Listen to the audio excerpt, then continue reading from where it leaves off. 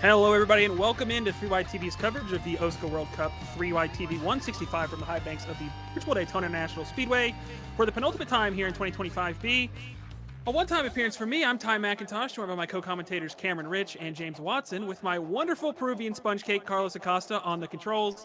We got two 23-lap paths for you guys tonight around this 3.6 mile road course. 2 spots up for grabs in next week's World Finals.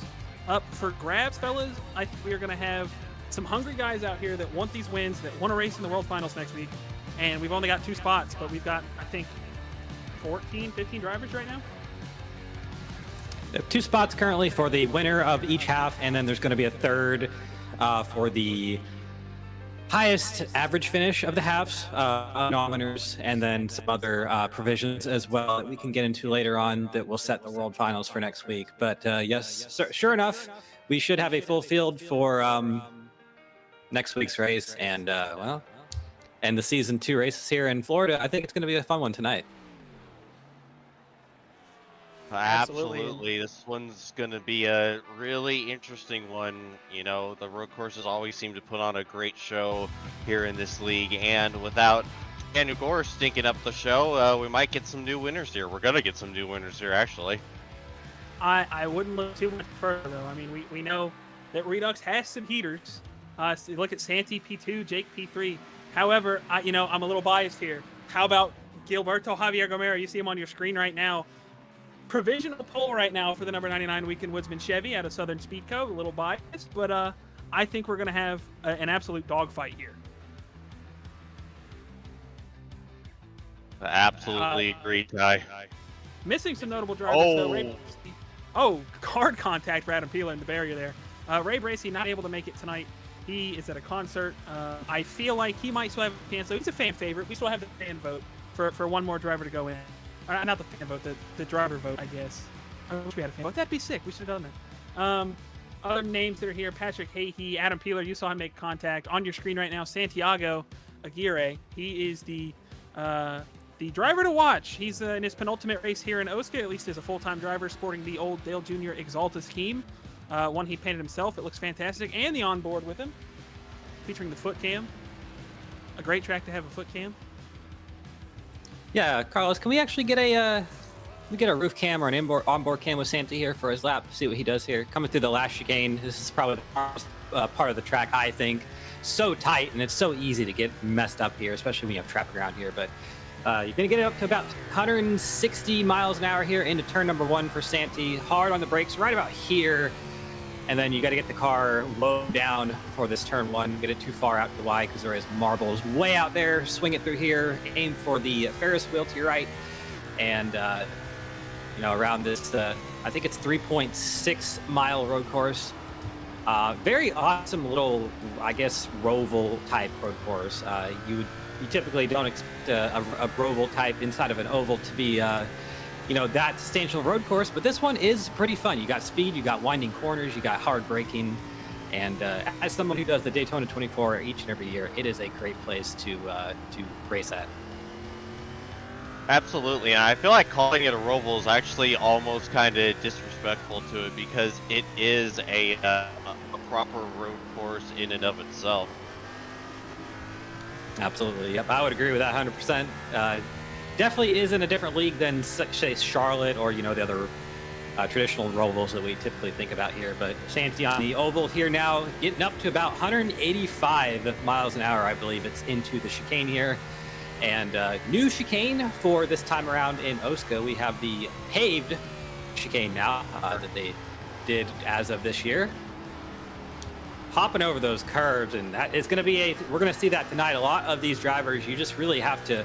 There used to be grass there in that part of the track, and you had a lot more leeway to kind of cut the track and make mistakes. But now, if you do it, you're going to be hopping and going in the air. So I want to try to keep that to a minimum here. Santi coming to the end of his lap here, hard brakes right out of the corner. You have to. This is just such hard braking, and didn't actually finish his lap. Yeah, I was going to comment on, since the grass got moved, that those last 2 corners are absolutely the trickiest on this track, especially the last one. I mean, it's pretty blind, so it was already going to be a struggle, but Nonetheless, qualifying is wrapped up. I believe your pole sitter is Gilberto Javier Gomera, and then number 99 machine on P1. P2 goes to Santi. Aaron Evans with a very short lap there at the end. Somebody to watch. He practiced a lot. He's going to be P3. Jake Scarborough follows his teammate in P4. Dallas Mahan 5th. Thomas Capuano 6th. Am, I'll let you take it away for the back half. P7 is going to be Dylan Thomas and Adam Peeler in P8. Couple of Binks Designs cars here on the 4th row. Patrick He and Sam Boutwell, one of the invites for tonight, going to be row number 5. And Sam Boutwell actually has the last qualified time. Rounding out the field is going to be Olivia Hammond, another one of the invites, and Nate Hall, who I actually don't. No, he actually is there. Yep. So going to be a standing start here tonight, and we know in OSCA that tends to be a little bit chaotic. So we will be watching for that. Especially here, since obviously we're going to be on the banking, so this is going to be really difficult. Everyone getting traction off while having to fall away. This is going to be great. Gran Turismo vibes. You got to love it. And I feel like we've also had a little bit of history there. I don't want to put too much juju on him, but Road America for did not get that thing in gear. We're green. Everybody's going to get off pretty decently here. No real struggles. Santi maybe not getting as good of one as he wanted. Going to be under pressure from Scarborough as we head into 1, but I think that's going to be about it. Oh, Tommy's going a little deep there. Side by side, Aaron and Santi. Jake under pressure from Aaron, or from Tom. Going to get single filed out. This is the big corner here. The first hairpin here. Really tough corner. Your tires are still cold, and there's going to be a lot of wheel spin off the corner here, so these drivers are fighting traction already. Fight for the lead. Santi and Gilberto Javier Gomera are going at it. Two drivers that each have one win this season, each looking for one more to close out this year, but it is currently Gomera with the advantage. A little wide. It's going to open the door for Santi. It's going to be a very difficult corner to be side by side through. Oh, Santiago clears him. What a move going into the corner from Santi. Yeah, I don't think Gilly was expecting that. It looked like he was trying to give him some leeway, and Santi said, "You're giving me an inch. I'm going to take a mile." Oh, Nate Hall, Patrick Hahey. Santi's pulling away just a little bit here. We're going to see this heavy braking zone first time. Cold tires. Oh, Aaron, a lot deeper than Gilly. They're side by side. Made little bit of it. contact. Oh, just made it. Oh, Scarborough with some contact to Gilberto over there as well. Here comes Thomas Capuano. I tell you, those two are very happy that all that runoff is paved now. Otherwise, that would have been really even more sketchy. Yeah, Santi's looking in his mirror. He's fine with that happening. He sees the gap. Everybody's going to get really smooth through here. That corner. You see Gilly get it up on 2 wheels. Everybody almost on 2 wheels on the exit of that. That's going to be something to watch. These guys might lose, the view of where they are, and they might take a little more curve than they want, and they're going to be fighting Teenage Mutant Ninja Turtles. And these drivers are trying to get everything they can out of the tires. Sorry, James, real quick. Just trying to get everything out of the tires now, because once they wear out, those kind of moves, especially in the chicane, it's going to be much, much harder to make. Absolutely. That Mickey Mouse chicane with those absolute boulders that are the curves are just a nightmare. And like you said, Cam, it's going to be harder to pull off those moves. The likelihood of us seeing Chase Elliott on Ryan Blaney in the clash here back in 2021, I think, will probably happen a lot if we do get dive bombs into that chicane in the closing laps. On the 3Y TV multicam, Aaron Evans right now in P2, holding back Gilberto Javier Gomera right now, doing a pretty good job is Aaron. You see Tom on the top of the screen trying to put pressure on the 77 to Jake Scarborough. Throughout the field, I saw Patrick Hahey had a little bit of a moment in the infield there. He's back going, everything's good. Adam Peeler froze on the start, so he is a couple laps down, but he is here. And Olivia did not start the half, it looks like. So I think that's going to be a start and park for the 25 machine. I want to give a quick shout out for Aaron Evans. I was talking to him before the race, and he was really happy about his short run speed. Just Not really quite confident in the long run speed because of some leg pain he has, and just with how much braking you have to do here. We'll watch for that later in the race. Probably looking to see if he can win this first half and not have to deal with it in half two. But he's not letting the 88 of Santi get too far away. The gap's only about a second right now. Absolutely, and Aaron has had a really good season. Like I know, obviously getting to watch him last season in the trucks, Aaron has improved steadily all season. Like even racing against him, he's gotten a lot more confident. He's gotten a lot more situationally aware, and he doesn't really put himself in those bad spots as he's actually going to blink out there. But he's back. I thought I commentated jinxed him. That would have been terrible. First night back, and well, the only night back, and I do that would have been bad. But Aaron, certainly somebody to keep your eyes on here. He's not going to let Santi get away without a fight.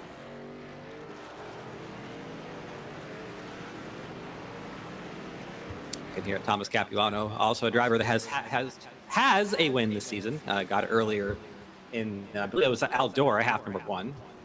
Doing a good job here in P5 right now, running right about where he started. Has gained a spot, started in P6, but Thomas not quite what we consider a road course racer. Actually, I would consider him one of the anti-road course drivers in the league, but doing a good job here and keeping all 4 wheels on the racetrack, and which he did not do the last time we were at a road course, unfortunately enough. So it is progress. Yeah. We'll give him some credit there.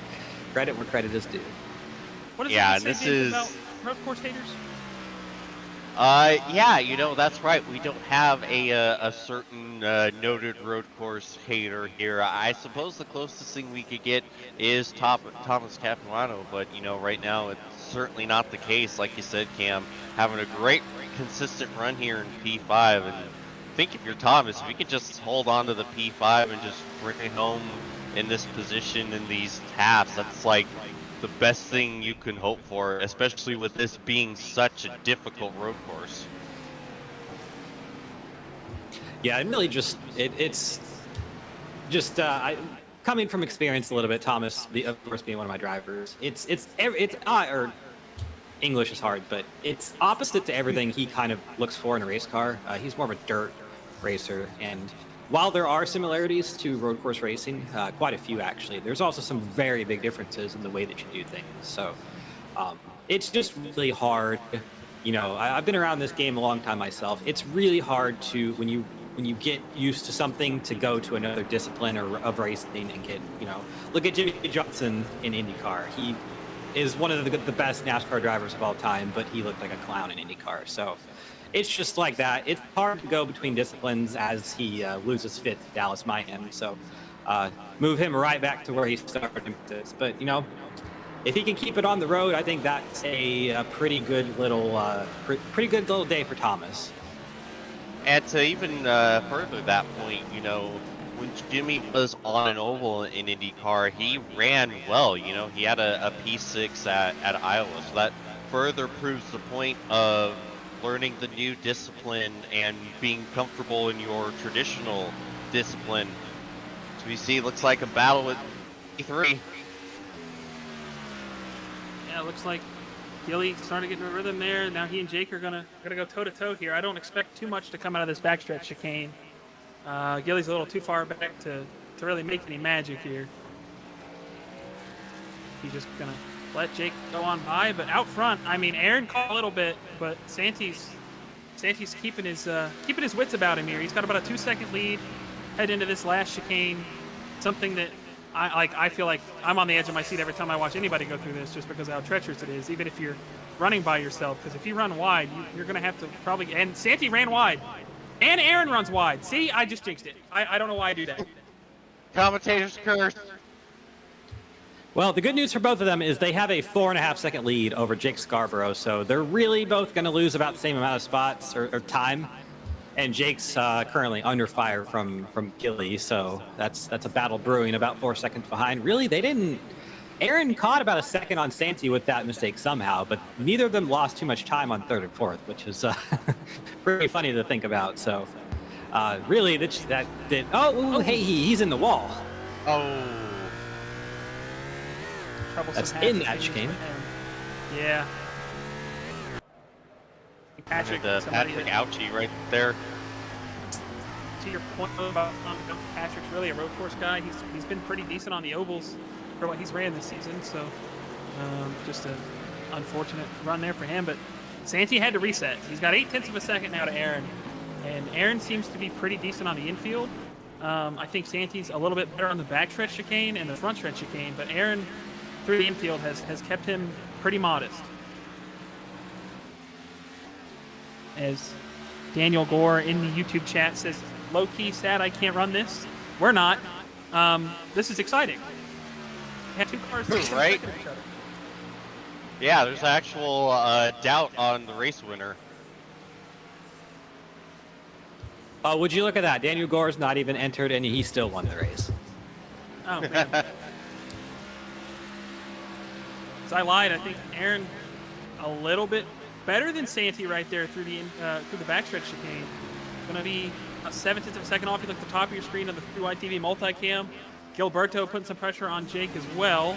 He's going to try to go to the outside. Jake's going to cover it off and not let that happen. Oh, Scarborough's going to lock up, but hold on to it. Big moment there for Aaron. He almost lost the entire car, but lost about a 0.5 second on the racetrack there with the little bit of mistake. So it's really been back and forth between those two. Santi will gain a little bit here. Aaron will gain a little bit here, but the gaps really just kind of ebbing and flowing between about 1 second to 2 seconds each and every lap. One driver will make a mistake, then the next will. So both of them are still pulling away from third and fourth. Gilly and Jake are still going at it with their own battles, so I think they're kind of slowing themselves down a little bit there with that. I think Santi's going to come up on some lap traffic here shortly. Just one car, Nate Hall, trying to just get all the laps that he can out here.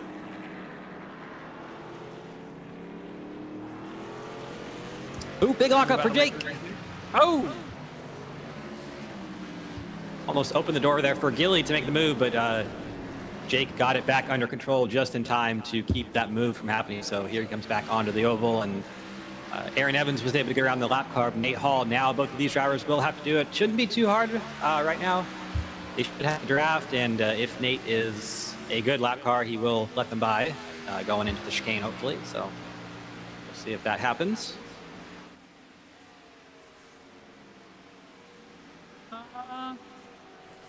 He's going to do it Actually going to get in the way more than he... Okay. Well, I'm not really sure what he was doing there as a lap car, but he did about everything wrong could have there, and somehow slowed everyone up.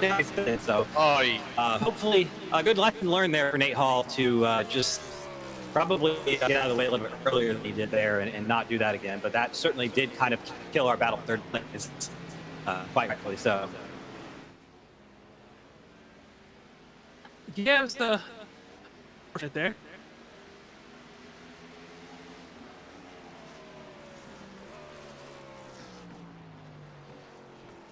The battle for the lead now between Santi and Aaron's about as large as it has been. It's about 3.5 seconds, plus or minus a couple tenths there. So we are seeing this race get a little bit spread out. We do have pit stops coming up here in about 3 to 5-ish laps. So that certainly will shake things up a little bit.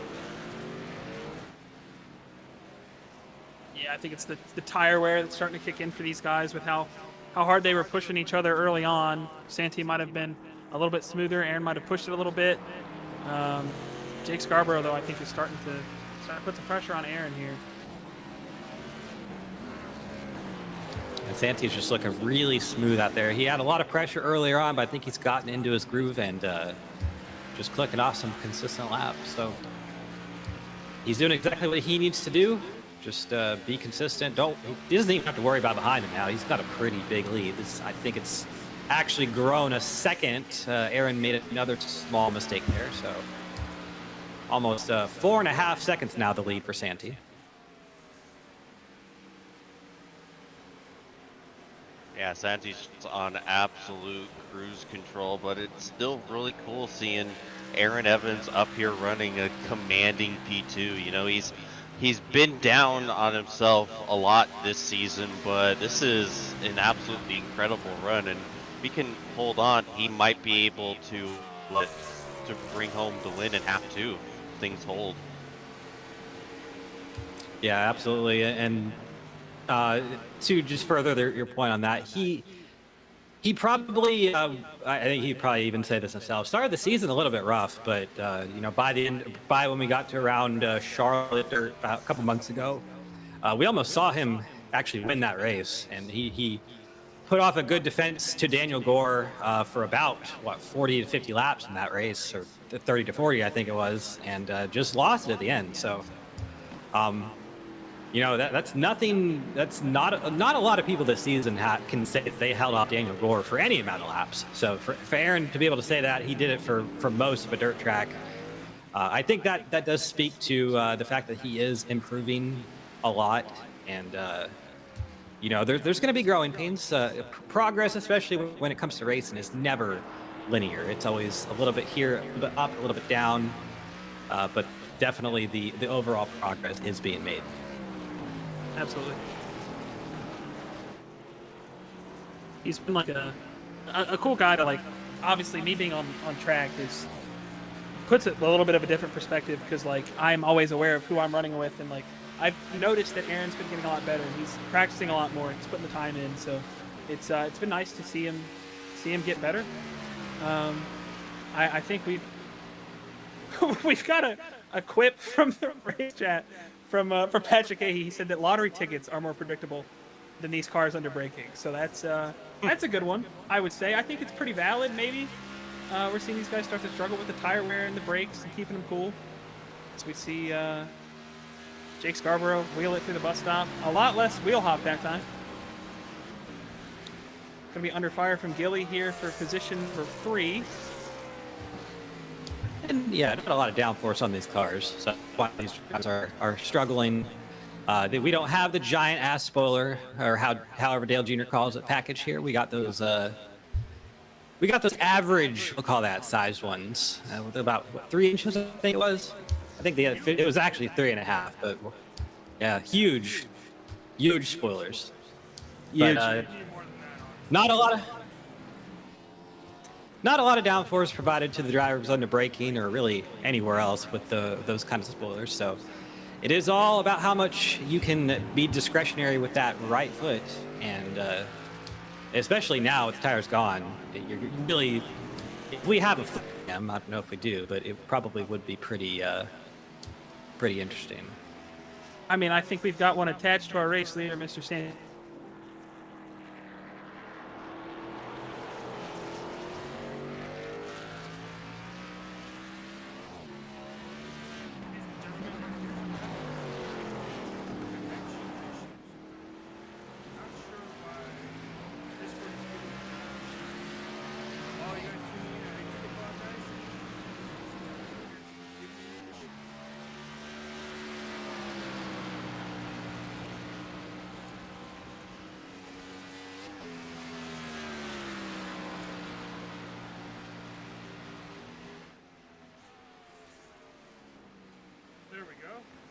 Are we back? All right.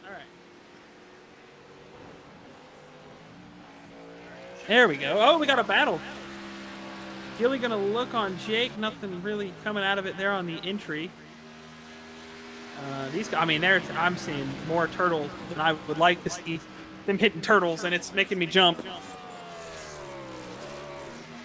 Something happened to Aaron. He's showing 14 seconds back and forth now.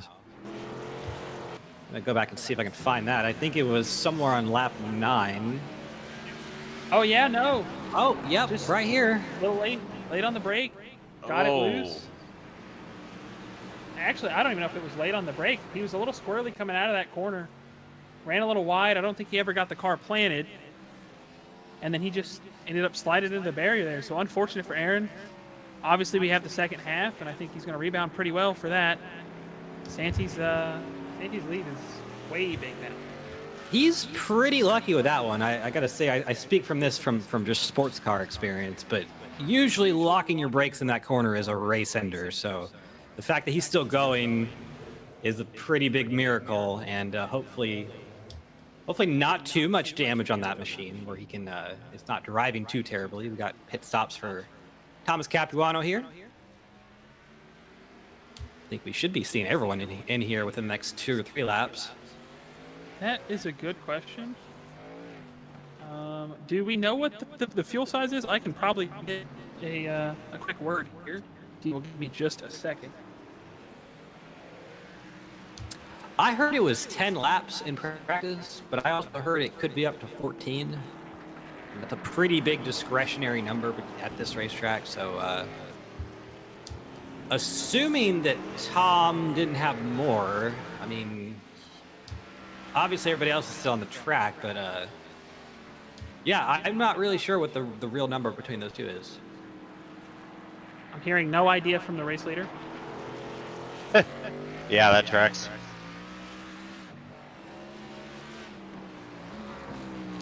Santi, a couple Okay. days ago, actually, in the real world, decided to run his car out of gas on some North Carolina highway. So hopefully he learned his lesson from that one, and he actually is on the pit road right now. So he's not going to do that here. Not going to be stranded out on the backstretch. Probably means we're looking at the lower end of 10 to 14. For someone who didn't know, I feel like he knew pretty well to come down to pit road. So I think that was maybe Santi just not wanting to give away a strategy, but that's understandable. I heard from Adam Peeler, he's 2 down, but he said he had about 3 left. So that was right on cue for the leaders.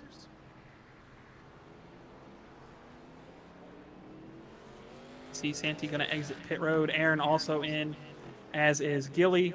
Scarborough decided to stay out, so he's going to take the lead. Doubts my hand on pit road. Dylan Thomas, I think just in front of him. Who was that just in front of him? I'm not totally sure here.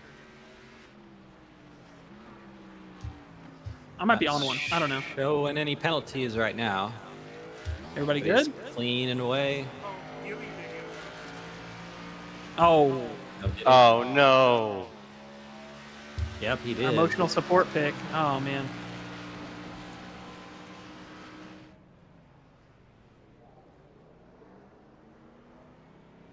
See Patrick Hahey hitting pit road. Oh man. Yeah, I don't know. He's not happy on the radio with himself. Yeah, going from bad to worse for Patrick tonight. See Scarborough, I would assume, is going to pit this time. I actually think he might. Is he really going to get it? So the question here is for inquiring minds. For Santi, he pitted on lap 10. Jake is here. Oh, is he out? He's out of fuel. He's out of gas. No! I thought I heard it. Santi! He was going, I mean, really slow out of that corner, and he had no power, and he's not going to make it to his box. He's way down there. He's got 15 miles. I mean, he might make it, but his race is over. Yeah, so I guess that answered my question immediately. My question was going to be, if Jake were to make it to his pit stall, others are going to have to either fuel save or make another pit stop. But I think we are at the point where it's just we're going to see one more stop for the end. I don't think these drivers are going to be able to save that much. I don't think so. Bono, there, he's going to be just fine. Patrick Hahey exiting pit road.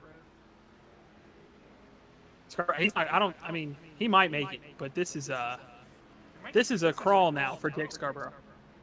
Yeah. Do you see Adam Peeler blowing his doors off? That's kind of sad. If he could slip a $10 bill over to Nate Hall and maybe come push him down to a pit stall or something. Yeah, he is. Well, there he goes. And the unfortunate thing is that was it looked about 50 feet or so, maybe. That's going to be about a minute and a half for Jake. So that's not going to be a quick tow. He is going to be about 2 laps down by the time this is all said and done. There's Sam Boutwell in. He's one of the drivers that has not had the greatest night, but has also not had too terrible of a night. He hasn't crashed the car or had something terrible happen and is presumably going to gain a couple spots here with the misfortunes of Jake. And maybe, well, he's already in front of Peeler. Down and away. Santee could probably take it fairly easy here. I mean, he's still whipping that thing. I'm on board with him right now. He is putting the pedal to the metal in that number 88, and he's been no mistakes, nice and calm, nice and smooth, just what he was looking for tonight. Unfortunately for everybody else, not what they were looking for tonight, from the looks of it. Being coached by this too. Got Daniel Gore on the box and probably telling him some of the secrets that have made Daniel a 13-time winner it is this year. So definitely putting it to good use. And obviously those Redux cars are pretty quick on the road courses anyway, so Santee's probably not having to do too much work in there, but the work he is doing is great work, and it is to the tune of almost 20 seconds now. Just a little quick shout out here. Tom Capuano, somebody that we talked about earlier, was in 6th. Everybody else is making mistakes. He's been pretty consistent. He sits in 3rd right now, about 22 seconds off the lead, but only about 3 off Aaron Evans. So if Aaron Evans makes some mistakes, Thomas Capuano can capitalize with the 2nd, but he's doing pretty good. Dallas Myhand in 4th. Gilly in 5th after his trouble. And then Dylan Thomas, Sam Boutwell, Jake Scarborough, Ahee, and Keeler. That's your top 10.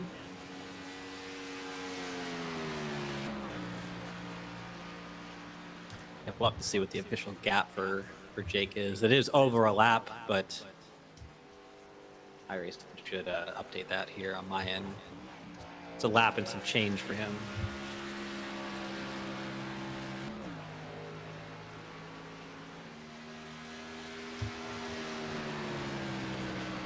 It's unfortunate, but he'll have to try to redeem himself here.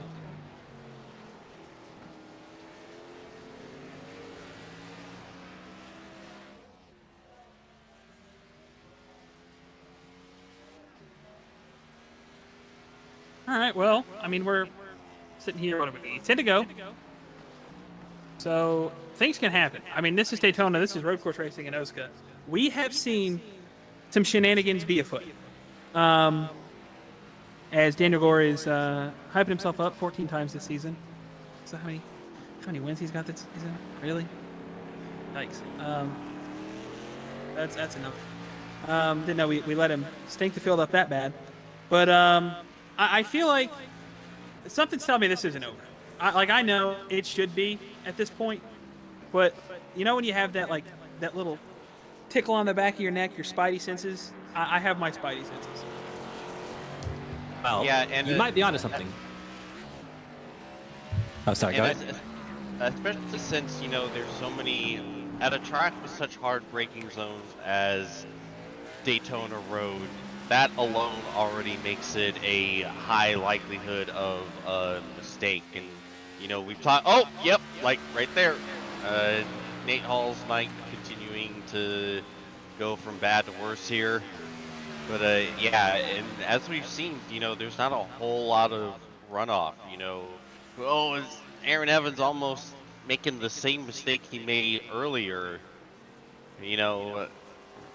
It's easy to mess up, and all it can take is one little mistake, miss the braking marker by just a little bit, and all of a sudden you're absolutely airmailing it into turn 1, or even monster trucking over the boulder curbs in the final chicane and completely ripping your suspension. I mean, even then, if you get around somebody, right, you get around a lap car that just gets put in a bad spot and they make a mistake, it could be over there too. So unfortunately, it's like Cam was talking about with the sports car stuff. I was on an entry that was wrecked out in the Daytona 24 and won for a car that missed it behind us and just flew through everybody. So it's road course racing's tricky, and I mean these guys are making it. Santee's making it look easy right now, but things can happen. I think things are happening a little bit too behind that 88. It looks like the 21 of Thomas Capuano, he's actually running down the 48 a little bit here. So we might be having a battle for second here pretty shortly. That 21 looks pretty good right now, locking up the right front tire just a little bit, but keeping it right on the racing line. So definitely something, Tom figures something out in that car. I mean, he's probably on the right track for looking good for half 2. You take half 1, which honestly, I think a lot of people do that, especially with these road courses, right? You get a feel for it. You know you have another half. Maybe not typically in OSCA, you want to have 2 good halves, but tonight, I mean, you only got to win one of them. So you take the first half as a learning curve, you figure out your braking points, you get comfortable. You go into that second half and you feel really good, and you don't have to worry about the car that just sat there and won the dang thing. Running in the next one is we're going to have Santee dealing with lap car Sam Boutwell. He's going to move all the way out of the way for Santee. As one.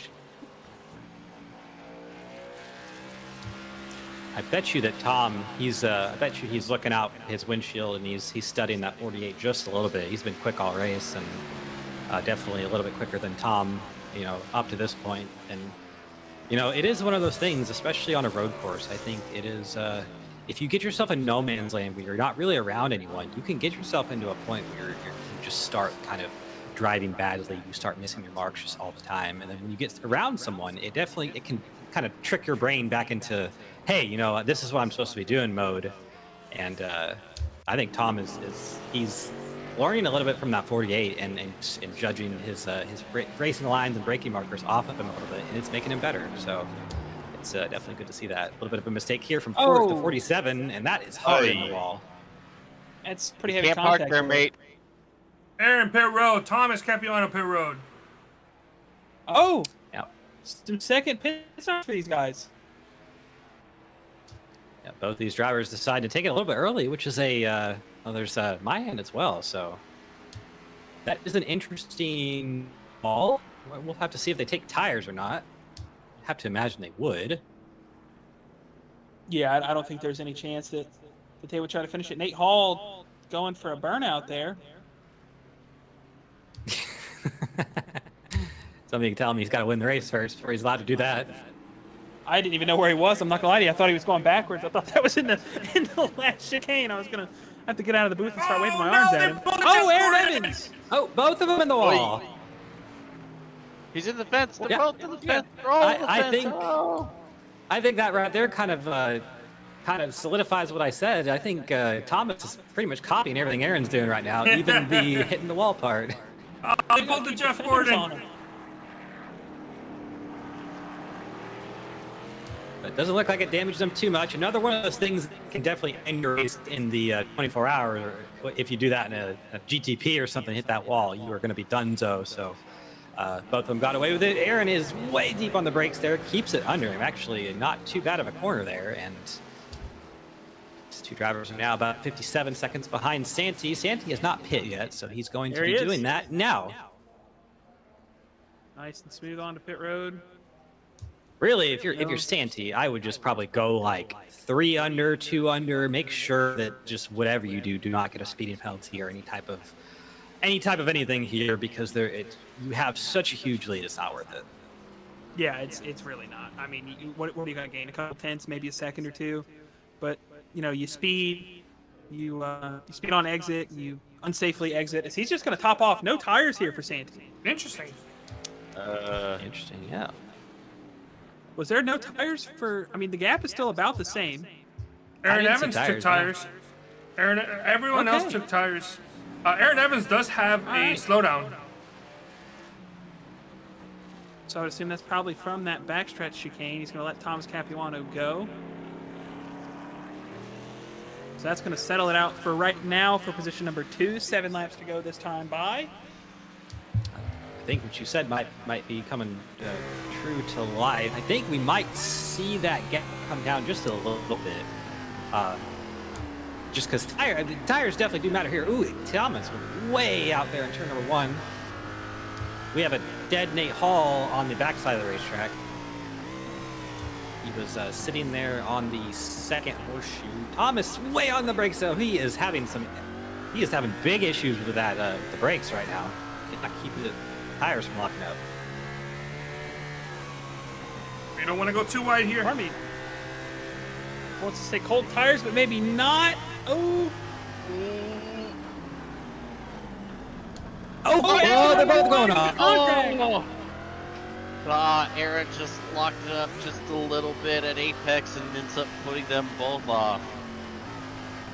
To imagine Tom was not happy with that.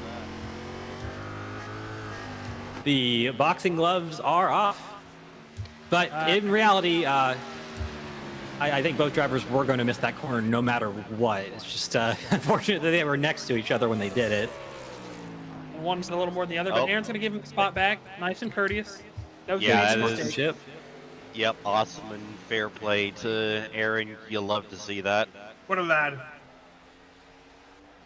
And I also know from being in the driver interview chats after these races that those two have had a couple run-ins this season. I wouldn't say that they were terrible, but they've had some words, they've had some situations. So I love to see that from those two people that I care about. So glad that they're both handling themselves pretty well here. And Aaron might try to pressure Tom into a mistake here. Scarborough back on pit lane there.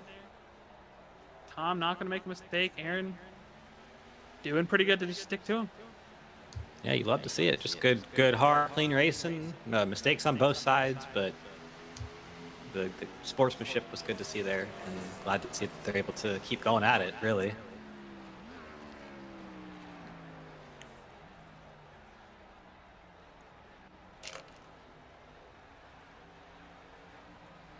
Does Jake have a penalty? Because he's been sitting there for a little bit longer than I would think. No, he does not. I was gonna say he might have just given up Dylan Thomas out of the race. Oh, excuse me. He did have a penalty.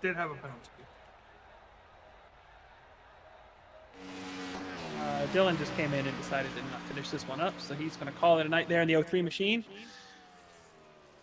See what we got going on here.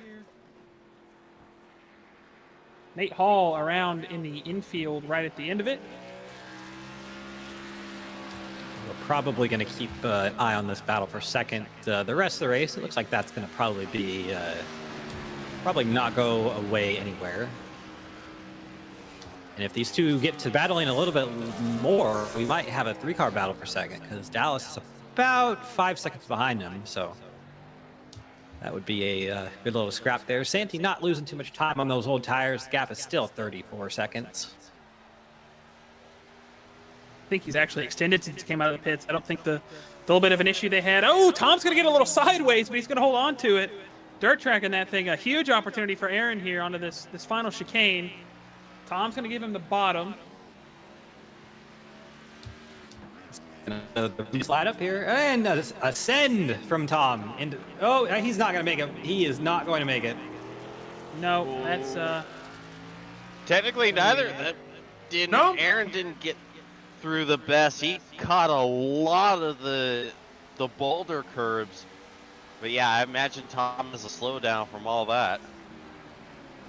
Yeah, and he's presumably got to be taking it now, because that's gonna be a big boy one. Oh, it's already. I can't imagine the gap he has now is. Oh wow, that's. Yeah, it got cleared before he even reached the first turn. That was pretty significant. I figured that was gonna take a little bit there. But well, either way, you got the battle again. He may have figured out a secret strat there. The secret ingredient is crime. Yeah, if I was the race control watching that one, I'd have a little bit of questions on my part. But either way, they're going at it once again. Race stewards hate this one simple trick. Tom, you're gonna make me die.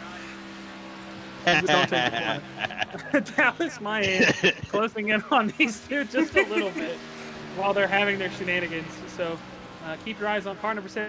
Car number 48 is all over the back of Thomas Capuano. I would expect somebody to force an issue here. Whether it's Tom missing the corner or Aaron making Tom miss something's going to happen. So the real question is, what's the invert for half 2? Tom. Called it. Tom's been doing that every single lap. Like, he's been locking up those front ends. Yeah, if we can just kind of think back to about 4 laps ago when he was coming out of the pits, those lockups he had are not going to do him any favors later on in the run, because when you lock up your tires and you kind of abuse them early on in the run, they get a lot worse than they would if you took care of them. So I think we might be seeing the remnants of that start to affect the 21 here, because he is sliding around a lot. Evans is going to kind of gap him there, so that's going to calm down for the moment. Santiago, 4 laps to go this time by for that Grizzly machine. Looking, I mean, I don't think Santi could do any better right now. I think he's ran a really good race, a calm one, doing the best he can. Aaron has fought through some struggles and still maintains P2. So the good news is for everybody that's we get a reset here in about 4 laps, and they get 23 more. So. And I just got to say, as a junior fan, it's really cool seeing that paint scheme run well at a road course, because I didn't get to see a whole lot of that during my time watching NASCAR. So good job for Santi for giving it a good run. Golly, Miss Molly. He almost just ripped the whole right side off that thing. Aaron's going to squeeze by. I've been noticing him and Tom have been using that part of the track very liberally, and you got to think it's going to bite them if they keep doing it at this point. Yeah, you're absolutely playing with fire, because you see how close they are to absolutely demolishing that wall, and Aaron's already basically done that once. It's one thing to have those issues here in this half, but you know, come half 2, when these two this might become a battle for the win once Santiago is off track celebrating his win. You can't afford to make that mistake anymore. I'm not sure if we have brought that up yet, but yes, the winner of this half will not be in half number 2. They are getting Formula 2'd out of the race, so they will presumably, if Santi holds on for the next 3 laps, we will not see him in half number 2, and I'm sure he will be very happy about that.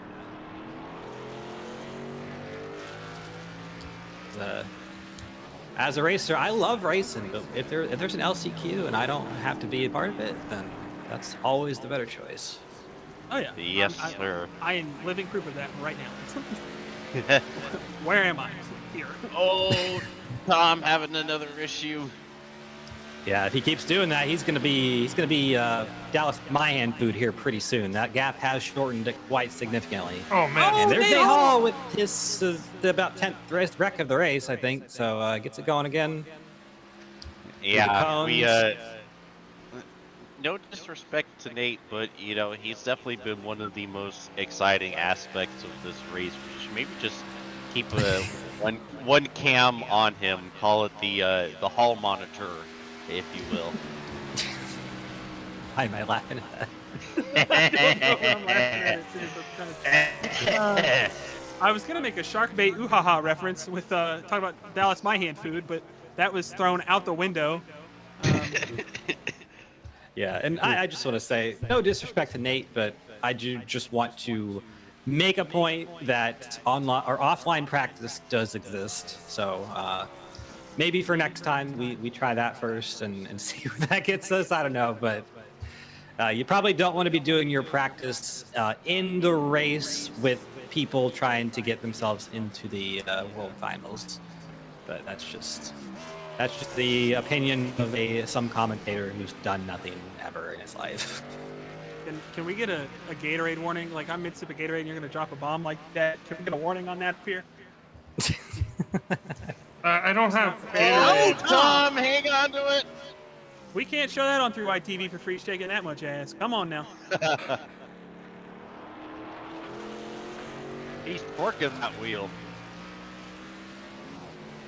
Dallas Mahan has his sights set on him. 2 laps for him, too. Santi is just now getting back to the turn 1 for the oval. So he's got about half a lap-ish left on this thing. To bring out that white flag, something he's looking for. Patrick Hahey running in the 6th spot. Just behind him, Gilberto Javier Gomera.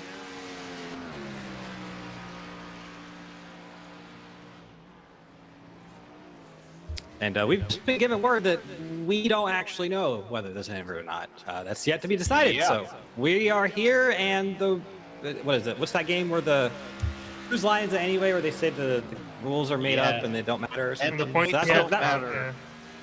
That's what we're playing tonight. If only we have Wayne Brady here. Could you imagine? I love Wayne Brady right now. That's not okay. I'm gonna shut up.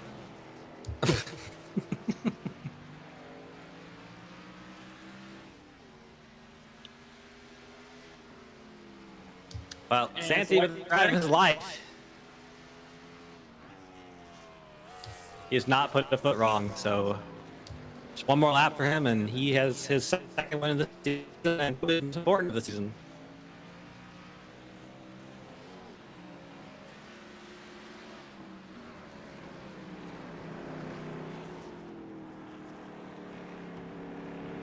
He's been, I mean, talk about somebody who has put it down and kept the throttle on it. I mean, he started second.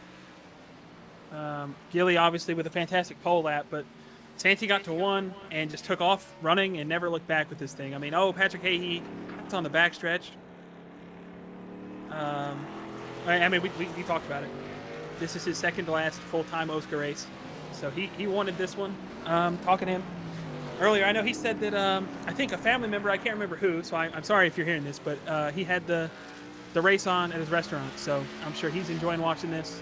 Santi has drove a great race, and he's got 2 more corners left, and he's going to lock himself into the World Finals and get a nice highlight yellow banner for that thing.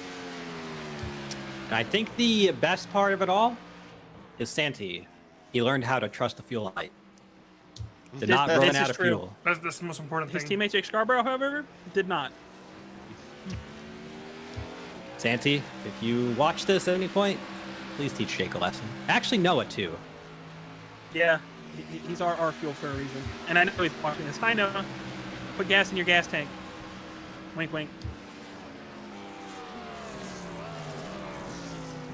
Sam Batwell going to move out of the way. And through the final chicane, it's going to be a victory for Mr. Exalta himself. Santi going to pick it up here. Half number 1 winner here for the LCQ for the 3-wide TV 165. Or is it 165, 65? I don't know. 165. Kilometers are weird. Okay. Kilometers are weird. What is a kilometer? We use dishwashers. It's a commie unit. Something where the race distances don't matter. Something. It's what they use in them Formula Ones or something. Them open wheels. As Aaron Evans will get P2, he's just about to cross the start line. Thomas Capuano, P3. P4, Dallas Myhand. Gilly is going to work his way through the final chicane and take 5th. I think we're going to have a little bit of a gap here before we get to our other finishers, but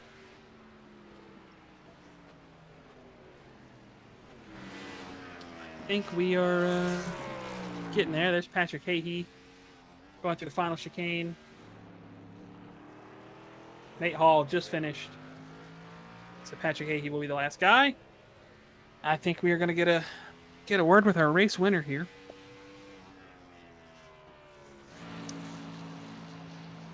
Pretty quickly.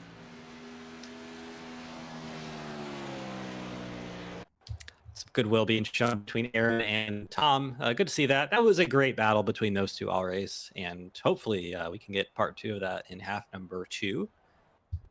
Hey guys, yes, we are going to have about 10 minutes here. Before we get to the interview, I need to quickly restart Discord. It's been giving me some issues, so I'm hoping that will fix it. So for the time being, guys, we're going to be quiet for maybe about half a minute to a minute.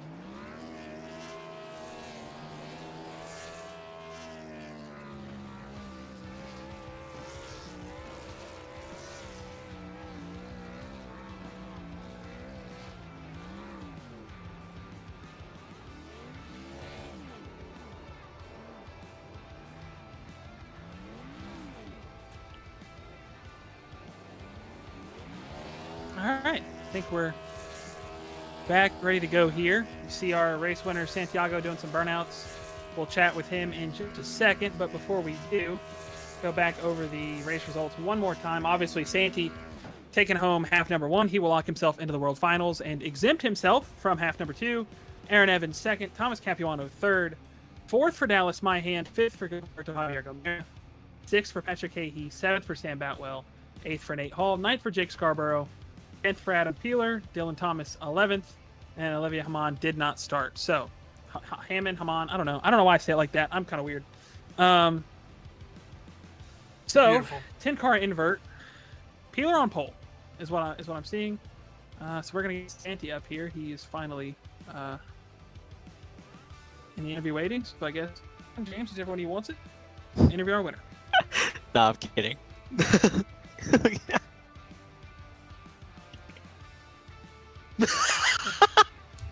Santi. It's Oh, it's Ty in the booth, buddy. You got a copy. hey guys. Hey guys. So, Well, I guess we'll kind of go round robin here. We got about 5 minutes with you. Obviously, you don't have to race half number 2. You didn't have much of a I wouldn't say you didn't have much of a threat. But you kind of took off there. You got comfortable. Yeah. Even made both pistons stop pretty good. How does it feel, buddy? I know this is your second to last one. So feels great. Man, I didn't think it was I didn't think it was gonna go like that. The start of the night, but I was pretty confident. Daytona has always been one of those tracks for me, especially the road course. Got a little bit of history here with a Daytona 24 win and some other achievements here, but man, it's a great track to race at. It's just that little chicane on the front. It's kind of iffy, but other than that, it's a great track. It's a lot of fun to race. People we were racing against, it was a lot of fun. And I don't know how that went so well. Normally these for me don't go like that. I don't know. Had me feeling like Danny G a little bit on a little Thursday night drive.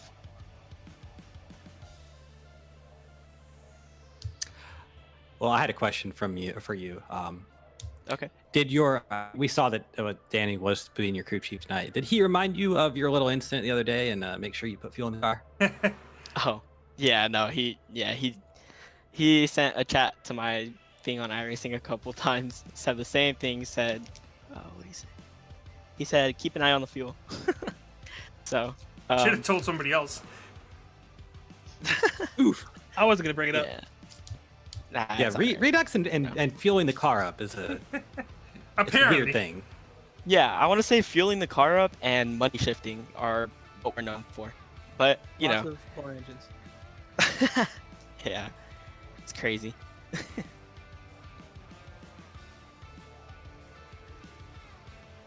All right, buddy. Well, I guess that's gonna do it for us up here. Anybody you want to shout out before we let you go? The team, like always, they're always really supportive. Daniel, Noah, even though they're not racing tonight, they're here with us, and they're here with us that are racing, and it's just that shows great leadership from them, and I appreciate everything that they do. And obviously Aaron and Jake, they're in there as well, and yeah, it's great. It's awesome to be with guys like that. It's just kind of sad that it's my last couple ones, but I've been very fortunate to have a short-lived career with these guys, so just want to thank them for everything that they've done for me. Second of all, Vic for putting on all this stuff. It's honestly great. This last year and a half. Oh, something unplugged. Okay. This last year and a half, it's been a ton of fun. Gives me something to do on my Thursday nights, and I am gonna miss it a little bit, but the focus right now is Homestead. That's the only focus. You guys for putting on this show for everybody to watch. It's great. Got some family watching, so thank you guys for transmitting that to a lot of people around the world and around the country. And last but not least, my girlfriend Genesis, she's very supportive of this whole thing, and you know, I'm just happy to. I was happy to have her by my side through all of it. Well, I just wanted to say one more thing real quick before we let you go. There were 5 multi-time winners coming into tonight, and now there are 6. So with that, you are in pretty elite company. Not a whole lot of them this year. So, I mean, that was a heck of a drive there. Thank you. All right, buddy. Well, I'll let you go celebrate. We know you got two other guys trying to get in there. So see what you can do. Tell Jake to put gas in the car, please. Oh yeah. That was no doubt. I mean, Peeler Will blew do. his off on pit road. That's pretty sad. So. Oh. All right, buddy. He broke right. it again. Yeah, I broke it again. Oh. He's gonna go back there to fix that. That is the second time he has snapped that thing. So 52 seconds here before we get rolling. Santi not able to race. The grid that we have has Peeler on pole. I've heard mixed things that could be it. I have a message that says how they should line up. If it lines up like that, I will announce it, but I don't think they will. I think we're going to see the grid that we have. Any thoughts going into the second half that you think we're going to see different from any of these guys? I think we're going to see a little more chaos just because of the fact that this is, you know, the last chance, especially for those that finish towards the back in the first half and don't think they'll be eligible to get the highest average finish berth in. So I could definitely see, you know, someone like Jake Scarborough being a lot more aggressive here, trying to make sure he gets that have to win in that last, you know, guaranteed berth and not having to worry about the average finish or any of the other ones working out. I think somebody who is going to have some struggles. Adam Peeler seems to be struggling with his computer issues as we get the grid here. So it will line up the way that I thought it would. It's going to be... Yep, Jake Scarborough. Initial poll. With Peeler not being here. So that would be row 1. Nate Hall, 3rd. 4th for Sam Boutwell.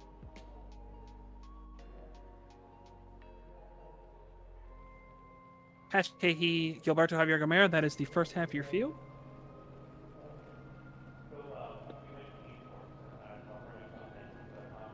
And then we have Dallas Myhan in the 78 and Thomas Capuano in the 21 on row 4. Aaron Evans in the 48, rounding out the top 10 is obviously Santiago's not going to compete. I don't think Dylan is here anymore, so he won't be out there, and I believe Olivia is also left, so about only 8 or 9 cars will do battle for the last spots in the final. Yeah, we got about 50-ish seconds left in gridding. We don't have anybody on the inside line. Huh, Peeler, what are the Hall, and chances? Hagee are all not here. We have 5 cars. Well, Who would have guessed? Generational. This will be one of the races of all time. oh, Oh, hi, he's here. it's All the. right. Oh, hey, we're saved.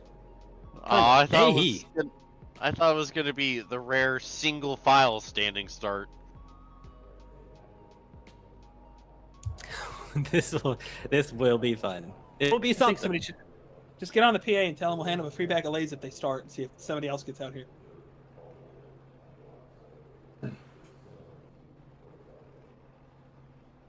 We are gridding.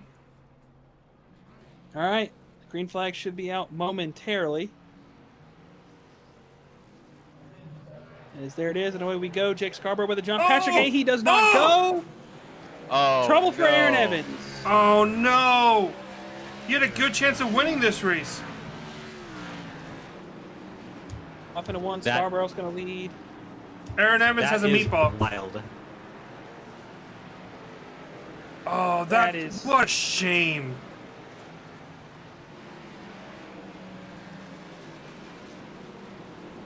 And it's wild too, because like it doesn't look all that damaged.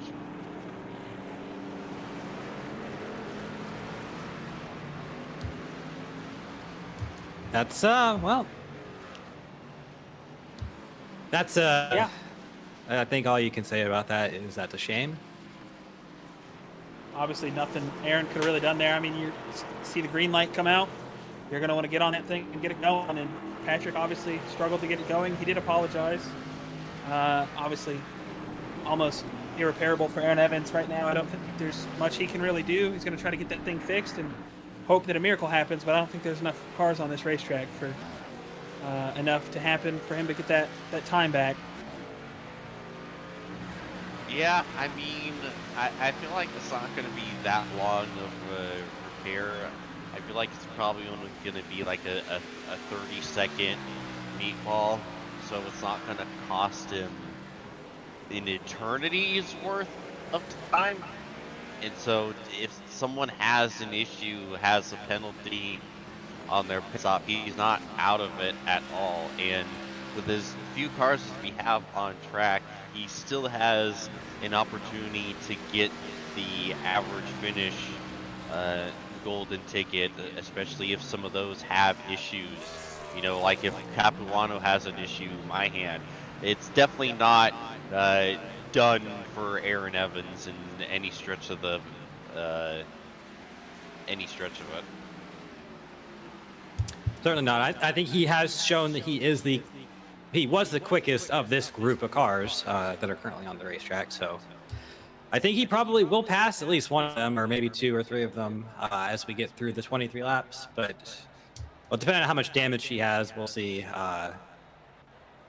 If it's something like a minute and a half or something, it might be a little bit harder. But you got to think that car doesn't look that bad. It shouldn't be something crazy. But you know, racing can be finicky with that sometimes.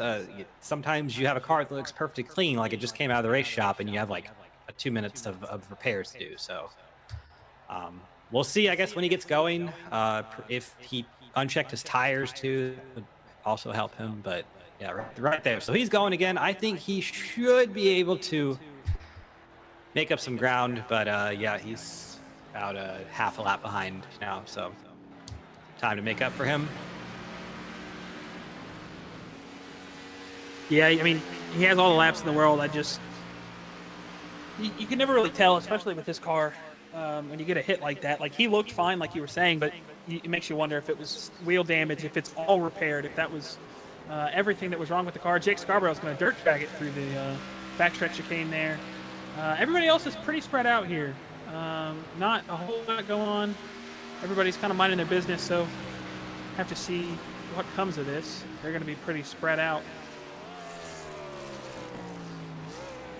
Yeah, I feel like he's going to be okay as someone who's broken many a right front in this car. Once you get that 30-second meatball taken care of, it handles fairly decently. Obviously, it's not going to be 100%, but you're not going to be just outright suffering, like clear, like, oh, this car is demolished. Speaking of demolished, you see, yeah, Scarborough demolished the braking zone, almost airmailing it. That's going to give Capuano the opportunity to start reeling him in a little more.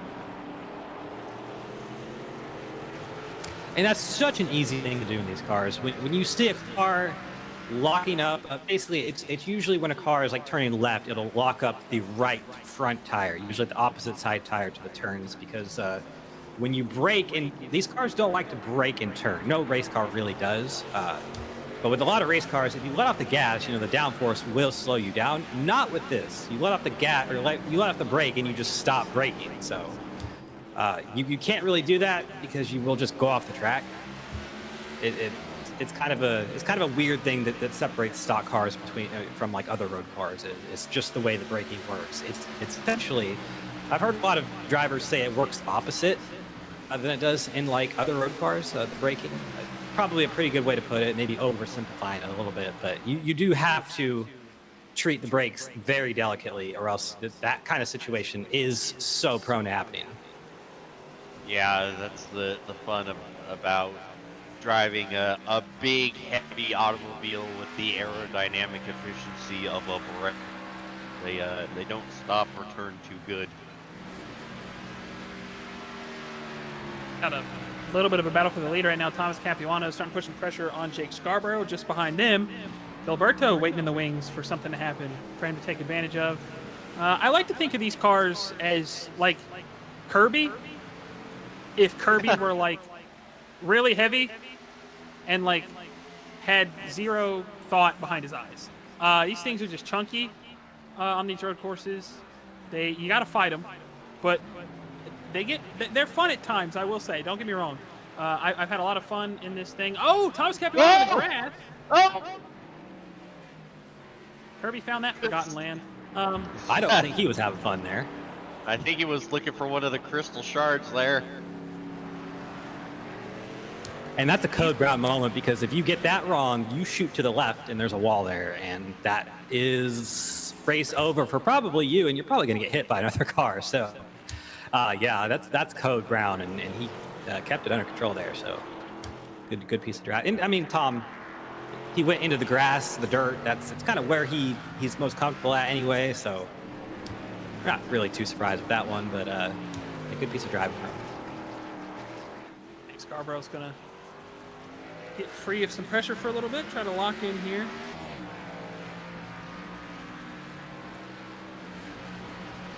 Yeah, because now that puts him out of draft range from Gilly. It's up to Gilly if he can put together a good set of corners here and get himself back into the draft, that 77. Oh, Scarborough's gonna hit the turtle a little bit there. He's gonna wheel hop.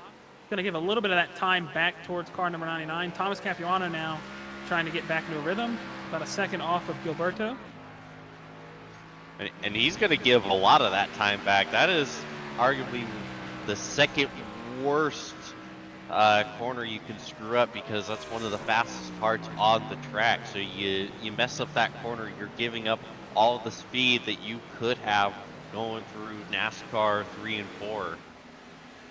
And you see Gilly was able to cut the lead in half. They were 1.4 apart going into the bus stop. Now it's 7, and Scarborough airmails the brake zone again, but looks like Gilly made it worse.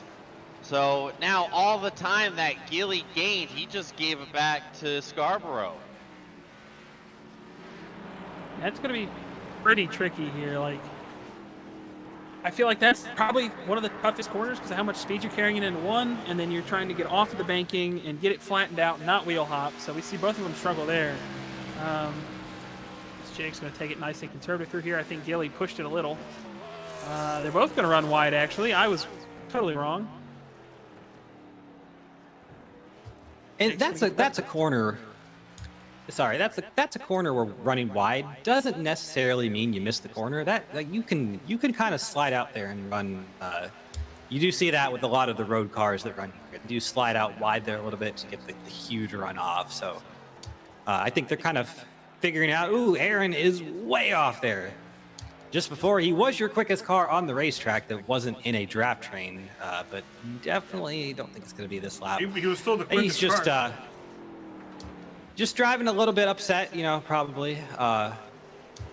It is one of those things where essentially his race was probably over before the start-finish line. So you can definitely sympathize with him. But he still has to keep his head in the game and try to get the best finish he can just for the World Finals qualification. So can't be driving off the track and hitting walls yet.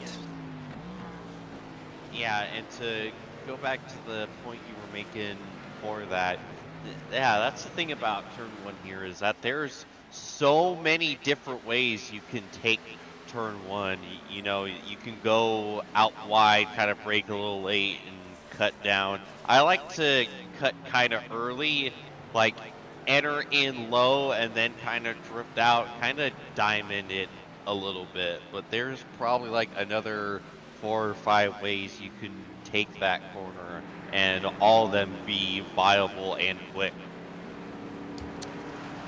A honorable mention to the new GTP way of taking that corner, where you swing out to almost the other side of the track and then cut back. And just make it difficult for anyone around you, but you have to do it. So that is the way they do it. We're on board here with Jake. Clear track in front of him. It's what you want to see as a driver, and it is pretty. What's the gap? About half a second right now. Gilly is not letting him get away, so these two are absolutely fighting for it. You can see from the back. That 99 was pretty quick in the early stages of half number one. Fell back, had some issues, fell back to fifth, and looking to redeem himself right now. Got the hoodie on. Always perseverant. I think that's one of my favorite things about having Gilly as somebody that I race with and somebody who's a really good friend of mine. Is like he's really good at taking struggles in stride. He learns what he needs to from them, and he puts them in his rearview mirror. And like right now, I mean, he didn't have the greatest first half, and I'm sure he wasn't proud of that. But right now, he knows that he still has a second chance, and he's going to put all the pressure that he possibly can on Jake.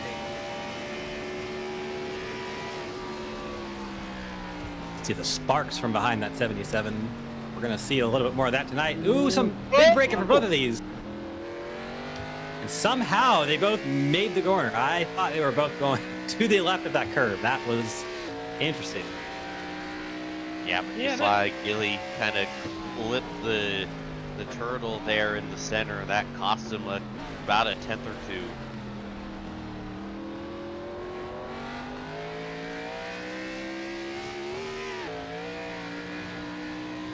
See the focus in Gilly's face. He has his eyes absolutely locked on the rear of that 77, and this is a track where focus is everything. It's not a super technical racetrack. There's about, what, 2-3 real hard braking zones here.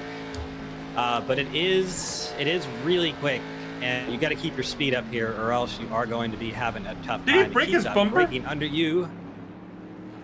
That was Oh! On my end, he did not. I think that's a visual glitch. Okay, yeah, it might be visual. I was gonna say I was confused because I thought there was like a ghost car, but no, that was his bumper. Did it happen when he clipped the? When he clipped the curb on the exit. Yeah, that's what it looked like. That's about as timed up as it could have gotten. I think he's fine though, because if he really lost his bumper, he would have been hurt about right here, like really bad. But looking on the inside of Jake into the chicane, we'll see how this one goes. Not going to outbrake him, I don't think. Yeah, I don't think he was really trying to. I think that was, you know. Oh, what a save! Keep it under you. Yeah, I don't think he was trying to send it. I think he was trying to get Scarborough to look in his mirror, kind of sell like, oh, I'm gonna get you. I'm gonna do it, and try to see if you can kind of bait him into a mistake. For Scarborough's sake, he was able to hold serve and not airmail the braking zone. Yeah, it's that's a good point you brought up, James. In road course racing, we actually it's called filling the mirrors, and that's just a little technique that you kind of just be a little unpredictable, kind of weave around and get in that driver in front of its mirrors. They will be looking at you, and they might make a mistake. So it's like one of those oldest trick in the book type things that's you really learn early on. Oh no. On board here with Aaron, and I think this is not going to end badly. No, it certainly is not. That is not the line. Oh. And that's probably Dunzo. Yep. That is engine kaput. Back on board with Gilly, putting even more pressure on Jake in the struggle corner that we just saw. It's trouble for Aaron Evans. Is it going to be trouble for our leaders this time by? No, I don't think so. They're going to get through it pretty good. So it looks like Dallas Myhan was the first one to pit. By the way, this is the only battle on the track at the moment.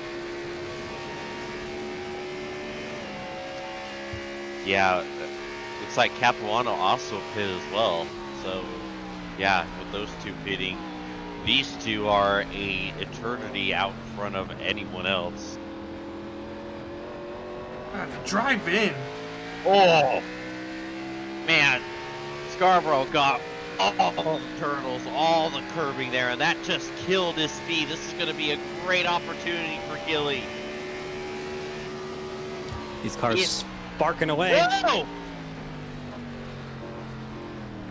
Oh, they're gonna make contact. Oh, everything but. Wow. Oh, just a little besito. It's I'm good sorry, stuff. what? Can you... What does that mean?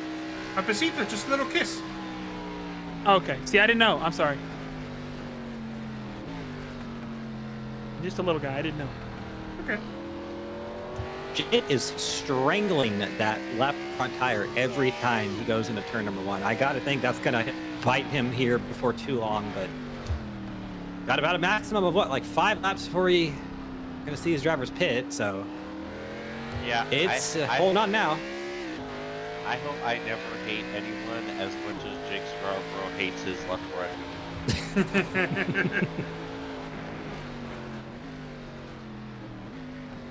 Like a Dale Jr. track bar, are you helping me situation, except he's just talking to the left front. And he's not asking anything. He's telling the left front what the left front's going to do, whether he likes it or not. I think Gilly is a little bit, or I want to say a lot of bit better under braking than Jake is. I think Jake might have his brake bias too far forward because anytime he tries to get on the brakes like Gilly is, he's locking him up violently. So, Jake, if you're listening to this, move your bias back. But Also take probably fuel. not. Listen, So what are we coaching up here? Gilly, if you're listening to this, drive through it. bias forward. I don't know. Give him a Drive bump. through him. Yeah. He can't slow Yeah. down like you do. But to your point, Ty, I wonder if Gilly's gonna think about looking to take the undercut. It makes me wonder, right? Because if he's seeing how Jake's struggling on these tires and braking, knowing how Gilly's mind works, he's looking for any advantage that he can, and I think that's probably going to be the best one. If you can't pass him, or if you feel like you can, but it's going to take a risk, you don't want to take the risk, just try something. He's looking for a good run here out of the chicane. I don't think he's going to get much of one. Just That's his did weakest not section. have the mid-corner rotation that he needed there. Yeah, I think he was trying to take a bit of a wider entry into the middle part to see if he could get a straighter shot, and it ended up just kind of missing the apex by a mile. That left front is Once screaming for again. help. We're gonna start sounding like those MotoGP commentators anytime anything happens, like. Just start Kimi Räikkönen. You mean how I always sound in any OSCA broadcast and any broadcast I'm in, period? You're just the dedicated like caution timer or whatever, caution clock, caution announcement. Gilly is so good in these horseshoe corners though. He is able to gain so much time on the back of that 77. Just so not the run he needs off there, but he's gonna gain it back right here into braking. Good, a little bit, yeah, pretty good off there. He's gonna get the draft, so see if he. Watch him make it up in the bus stop. Yeah, he's been making that peak move on the inside of Jake, but not actually committing to anything aggressive yet. I think he's a little too far back this time. See what he does. Brakes a little earlier than Jake that time, but he's so look at the time he makes up on the entry of the corner. Oh, too much. That's gonna is that a cut okay. or Gilly? He good. Okay. Stepping under him. I think we're all still learning this new chicane a little bit. I was doing some practice yesterday for another GT3 league, and it is different. It is very different. You see lots of pressure from Gilly here. Such I think he good... got a little bit more of it that's what he wanted This last stops. time. Jake's gonna pit. Jake's gonna undercut him. So I don't know. I would have loved it if it went the other way for Gilly. For Jake, this is a little questionable for me, right? Because I mean, we've seen once he gets on older tires, he's not that great. So I think if I'm Jake, despite all the pressure, I would have waited as long as he could for fuel, and ran it out. Maybe he's been pushing a lot and he's not been saving fuel. We'll have to wait and see what Gilly does. I would assume Gilly pits this time just to cover it, but that's going to make it interesting for sure. Maybe he has some PTSD from the last time he tried to stretch it farther and didn't want to do it again. I mean, that's also very true. Yeah, might have had one of them Redux teammates in his ear shouting at him that time. Well, two of those have ran out of gas recently. Santi in real life. Noah has done it a couple times. From what I've Danny heard. G runs out of gas next week. Well, we can hope so. Yeah, Noah started his racing season this year by running out of gas at the Daytona 24. So, Who wasn't the one Yeah. that blew the engine on a restart? Noah also. Oh no. Yep. It just went kapoof. and if the shame doesn't, we can get the shame even more. He bought a GTI, so we can clown on him more for that. Something certified redux moment something. Yeah, something like that. Patrick Hawkey with a black flag, by the way. Gilly's going to make it through this front stretch chicane. And I would expect to see car number 99 on pit road. What's preventing And here them he from goes. missing that chicane if they're gonna go down pit road?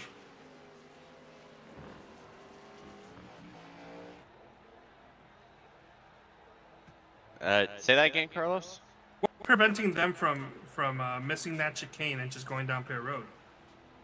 The slowdown, because I'm fairly certain if you pit with a slowdown, it Oh, automatically. no! Oh no! He overshot his box. Not too bad, but I think that's going to hand the lead pretty swiftly. Oh, Scarborough with a huge chunk of that turtle. He ran Michelangelo straight over. That is unfortunate. Jake He Scarborough even is got gonna get- part of Raphael. I think this is There still he going to be a goes. close battle here. Gilly, there's Jake. Jake's going to cook that right front just a little bit, but he's still going to make the corner. So about a second and a half, 2 seconds is what I'm expecting this gap's going to be here. Right here, right there before you make that corner. One of the changes they did about, 4 or 5 years ago, I think, they extended the pit line down. Hahey with a big spin out of that corner. But you have to make sure that you don't gas it up too early, or you're going to get a black flag for speeding, because you can actually get a speeding penalty on the exit of pit road all the way out to where that line ends now. But I think Gilly was good, so don't see a black flag on his end yet. If you guys want to know, Yeah, it doesn't- Gilberto did have a faster pit stop with a 14.38 compared to a 14.77, but Gilberto did have a 42-second pit lane time compared to a 40.78-second pit lane time from Jake Scarborough. So about a second and a third. So that would explain the little bit of a slip up there from Gilly. Slid a little too far, but I think I like this for Gilly. Obviously, 1 lap difference on the tires, but we haven't seen how. I think he's more comfortable than Jake on these older tires, so we might see that play off a little bit better. Jake's going to lock up the whole entire entrance of that backstretch chicane, and that's going to give a little bit of time to Gilly. I think Gilly's going to show that long run pace right here. A quick thought for Gilly, though. We know Jake's going to have to pit again. Gilly's going to be close. He's a lap short-ish at the moment. Does he try to just start saving fuel now? If he's very close, if he's aware, that would be something I would want to be telling him, but it's, I don't know. We'll have to wait and see whether that gets brought up or not. Yeah, it depends on how short he's gonna be originally. If it's 1 lap short, I feel like he could save that fairly easily, because there's a lot of avenues to lifting coasts around here and still maintain similar lap time as Hahey still struggling. Like, you can lift early into turn 1, coast, save a lot of gas that way, you know, going into both horseshoes, going into the bus stop. So you could definitely save a lot of fuel, and then plus also add the huge lead you're gonna have from Scarborough pitting. You know, that's even more time to where you can just go even slower and be able to save. So it's possible. It's just if he wants to try to go that avenue.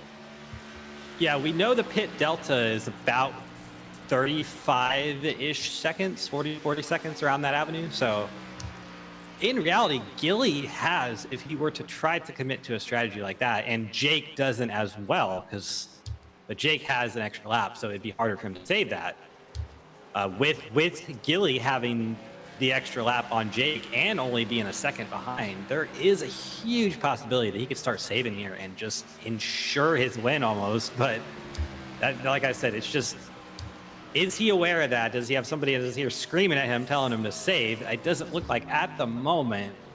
And who knows? It's one of those things where we don't really know how close he is. He could be 2 laps short, and it could be a moot point. But we will see, because it is certainly a lap difference between these two. So whatever difference Jake has, Gilly has 1 lap less than him. And well, he's there. You never know.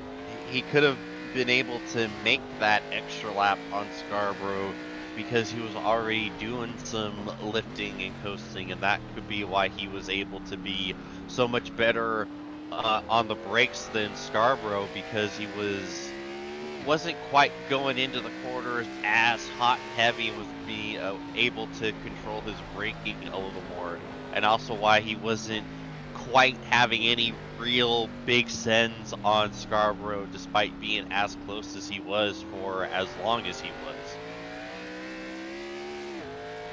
Scarborough said something over the radio. I'm not totally sure what that was, but something about through the corners, so that's going to be interesting to see what that issue is and what it's going to play out to be. But right now, he is all under pressure, so whatever issue he has, he's going to have to put it to the wayside because he does not have much time.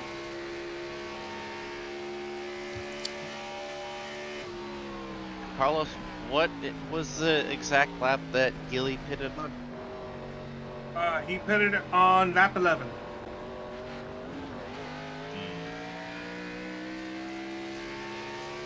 I don't think it's possible. I don't think it's possible either. Because that would have to be 2 laps. Without really knowing the fuel mileage and how much they're saving, I can't really speculate on if it's even plausible or possible. So I'm fairly certain we're probably going to see both of these cars in a splash and dash in the next 6 laps or so. As Gilly look into the outside. Not it might be. Go on, Cam. Oh, it might all be a moot point because Gilly wants to take the lead in the old-fashioned way and just be in front of Jake. Here he goes. Send into the first horseshoe. Oh, not gonna quite be there. Sorry. Sorry for cutting you off there. No, that's good. Scarborough just kind of shut the door on Gilly. Once he got clear, he cleared.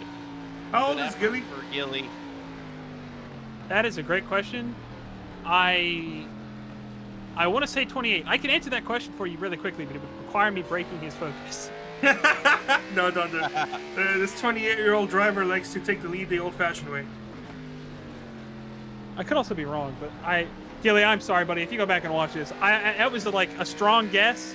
I feel like it was a good one, but if I'm wrong, shoot me. I'm sorry. I'm so sorry. I feel like 28 is a very flattering guess. Even if you're wrong, you know, it's not gonna. And if you said 48, then that might be a problem. Is he's got a great run on Scarborough, but back off way early, not even thinking about it, but still just running down that 77. Goes a little wide in the center, and that's gonna cost him a whole lot of speed. But Scarborough just ate the curve, and that costs him some speed, but Gilly not as close. I think Gilly's going to need to pull out some aggression here if he's going to want to get around that 77, because he has the speed. It's just where he has the speed, he's going to have to dive it in a little bit to be able to make use. This might actually be where it is. He's got to send it. Scarborough was able to keep the speed up there, even though he was 2 wheels off the racetrack. Yeah, but look at the closing rate, but Gilly's still backing off early. That's one thing with like Gilly. He's going to want to do it the right way. He's not going to want to anything he thinks might put him at risk of wrecking Jake. I don't think he's going to do it. I think he's going to take his time and be patient, which is what we're seeing. But I completely agree. He's going to have to try something different here. Jake's starting to back himself off because I think he knows that Gilly's not going to do it. My head pit road. First of our final pitters here, Dallas, my hand. Another lockup for Scarborough. But man, every time he locks up, it just does not look like it really affects Jake at all. It just brushes it off. Good corner for Gilly here. Lots of a run. If we were in one of the other sims, like ACC, AMS2, that wheel would be shaking off of his desk or rig right now with the flat spots that he would have after doing all that. So he needs to count his blessings that he is on the iRacing service tonight, not one of the other ones. And I hope that's Gilly. something we never add. Backed it off. Took his time. Part of me too, like we were talking about the fuel numbers. Obviously, we don't know if Gilly has this. Oh my goodness gracious! Our race leader just blinked out. He's back. Blinking again. Holy! He's gonna lock up. That might have thrown him off into the corner. He's gonna hit the curb hard. Gilly with a huge opportunity here. Oh no! Oh, Gilly's coming in. He's pulling the undercut. That right there is a smart move. I don't. Absolutely. I was about to open my mouth about maybe Gilly still taking it easy, trying to save fuel. That threw it out the window. I think this is Tires or no tires? Maybe. I don't think he takes tires here. I think he's taking really good care of those. I think he doesn't need them. I think he just tops off. Oh, and he's taking tires. 2 right sides. Mike? Taking 4. Taking 2. Taking 4. All right. Hmm. Then again, he might have also just set the picture for Jake here, right? If somebody's in Jake's ear, they might say, hey, he took 4, take 2. He took 4, take none, whatever. So I think also this plays back to the fact of for Jake here, he has to think, even if there is somebody in his ear, Gilly was a lot better on the older tires the further that they went. If he takes no tires, Gilly might blow through him and catch him, right? So he's going to have to play a really good game of chess here. We do have a driver in the infield care center, by the way. If you guys want to get to him. It is actually Aaron Evans. So we will, as we let's go ahead and we have a pit cycle technically going on here. Let's go ahead and get a word with him quickly. Aaron Evans, Cameron, you got a copy? Sadly, not the best copy, but a copy. Well, yep. I would say I wish we were talking in different circumstances here tonight, but I mean, you looked really good there in half number 1. We were kind of playing you off as somewhat of a favorite for half number 2, and then it just didn't even really get going for you. Tell us about your night. I mean, I don't know. I came into the first half expecting, like, obviously Santee and Gilly to be a little bit of a problem. I wasn't so sure about Jake at the time, and then it developed. I made that small mistake that I ran off the course, but it wasn't anything, and then I came back and finished second in it. So I mean, I was fastest in practice by, like, I think 5/10, which isn't a small amount, especially like at a big place like Daytona. So it was interesting, and I just tried my best to run down Santee, but I couldn't hold a light to him. Well, either way, I think we brought this up during half 1, and even really again during the early parts of half number 2. You have looked really, really good in this second half of the season. I got to say, one of the most improved drivers over this 2025 B series, for sure. So we kind of brought up the fact that there's not been a lot of people that have, even in one race this year, held off Daniel Gore for like 1 lap, and you did it for, half of it was Charlotte, and you put out a really good showing here tonight. So, I mean, no matter what, it should be something to take away from for next year, and just note that it is noticed by everyone, but it definitely is a little bit crushing when you just can't really even get your race going because of someone else's mistake or something like that. So there's a lot of sympathy there. I've been there. I've been here a long time, so I've been there a few times. But I mean, anything really to take away for what going into next season? I know we still have another race this season, but with the progress you have shown, I mean, what are your thoughts for next season? I'm not sure at the moment. I mean, I've been running solo this season, so hopefully I can get on a team and make some big improvements for people next year. I mean, I feel like the development I've made as an individual will help a team a lot. So getting there and then getting that extra support,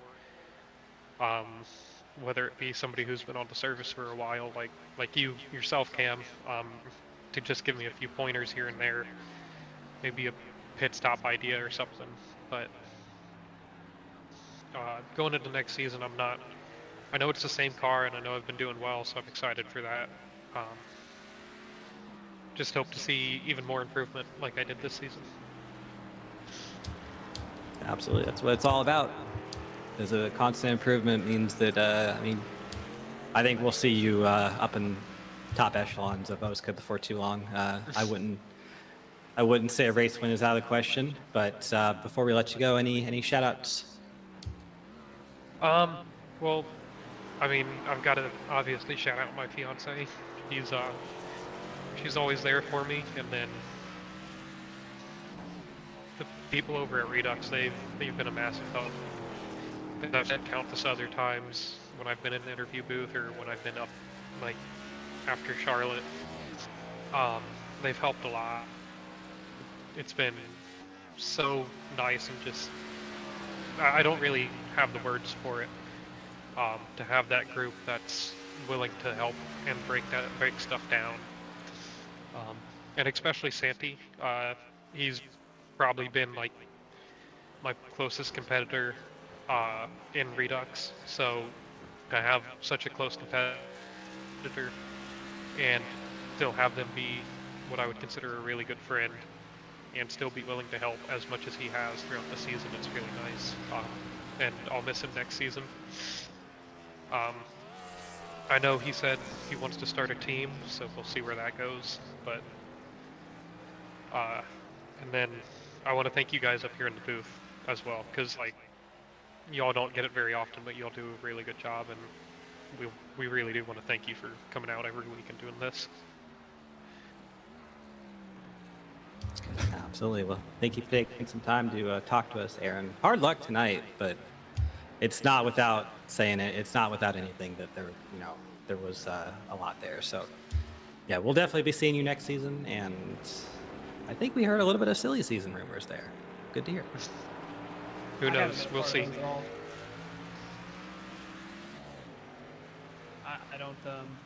I don't believe I'm familiar with the term silly season. Dallas, my hand off in turn one. And while we were chatting with Aaron, a huge lead right now for Gilly. We were talking about he was better on old tires. I think right now we're seeing it. Jake maybe trying to push himself. 4.5-ish laps to go, or 3.5, sorry, in the 3YTV 165. And I feel like unless something catastrophic were to happen, we're looking at the results right here. If you guys wanted to know the difference between pit stops between these two drivers this time around, I gotta say, the undercut was very effective, and probably the fact that Gilly now has clean air is helping him more, because they both had a 40.2 to a 40.6 advantage to Jake there. Pit lane time, pit stop time. Jake was also faster again with a 14.67 compared to a 14.90 before Gilberto Javier. So honestly, Gilly lost some time in pit road, but because he came in early and now has a clean track, he's able to use his hard braking and a bit of faster middle rotation to his advantage. He's now got a almost 3-second lead. The one time I'm going to get to do it this season. 6'7"? Did you say No. 6'7", Carlos? Yeah. You hush. Did you say Server 6'7"? mute. Server mute. I had to do Oh. it. One time for the one time. Oh, and Gilly went wide a little bit. I'm gonna blame you for that. That's what you get for the joke. It's about a second right there, so it is most certainly not over. We these little mistakes that these drivers are making every now and again. You go wide in turn one time. That's about a second right there. So we still have some racing here left to go at Daytona. Yeah, you guys also can't get mad at me. I can do nothing wrong today. Oh, you're the birthday boy too. Yeah, we actually have to treat you nicely. Yeah. Oh, that's Well, right. yeah. Happy birthday. Thanks, fellas. Thanks, fellas. A See, Zach very- gets it. A very warm and welcome 3YTV happy birthday or whatever, something like that. Yeah, been singing at Texas Roadhouse. It gets old. Yeah. We'd sing happy birthday, but it's heavily copyrighted. Not anymore. No, you can sing it now. It's Put your not. click on it. No, you Oh, yeah, it's heck legal yeah. now. You don't have to. You don't have. It's legal. What? Feliz Who had happy birthday cumpleaños. copyrighted? It was Warner The Brothers. couple of Of I thought it course. was some- Those bastards. I heard it was like 2 teachers copyrighted it, but I guess I'm thinking of something else. Chat, are we cooked? Chat, we might be cooked. We are I cooked. think we're cooked. You have to Chat, go are we here. cooked? Coming to it. Zach Evans TV very happy 165. for that 6'7" joke. Yeah, no, he's very happy. Bojo screaming with excitement. 2 to go here for Gilberto Javier Gomera. Won his first race of the season on the Super Speedway this year, or this season, and now he's trying to get it done on the road too. So we'll see if he's able to do that. First win of the season and ever. Yeah, first career win. So he might be the Daytona guy. By the way, it was Warner Chappelle Music that had the copyright to Happy Birthday song, but it is now public domain due to a 2015 court ruling. Oh wow. Oh, good. Carlos with the dude, can you break down NASCAR for me? I mean, you just gave me like a clear clarification. You told me the date that it was like freed. Like, I need you to break down NASCAR. I need to delve a little more deeper into that. I haven't actually read of what happened on today, but I've been catching up with the last 3 days. I know the judge is not think happy with the pace. Yeah, I think yeah. the judge is pissed at both NASCAR and the teams. I don't Yeah. think he likes anyone at this point. He is going to be implementing a caution clock soon if they One don't thing pick up the NASCAR pace. doesn't do fast. Court. We have stages in the courtroom now. Well, yeah, they're still in the first stage. And playoff. They're still on the plaintiff side. Then they had to go to the defendants. NASCAR Alright, out of nowhere. Listen, it's a They have 10-day. one- It's a 10-day court procedure, and they're on day 4. They finished day 4, and they're still on the plaintiff side. That's pretty. Oh, Scarborough with a wiggle. That's it. I was gonna say we were still kind of in range. He threw that thing around like he was trying Okay, to get look- some money for it, and You say that like Gilly can't make a mistake within these next 2 laps. he can't. Okay, well now you're putting words in my mouth, Carlos. I didn't say that. Okay. We're fine. Nothing's wrong. Oh, sideways again. That one might be due. 3.5 seconds now. Gilly's looking pretty. If I was in Gilly's ear right now, which I'm not, but I wish I was, I'd tell him, don't worry about it. You drive. No pressure.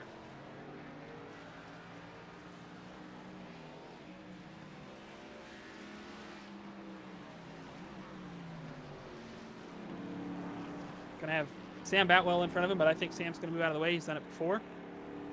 I mean, we knew Gilly had speed. He won the pole. Obviously didn't have the greatest half number 1.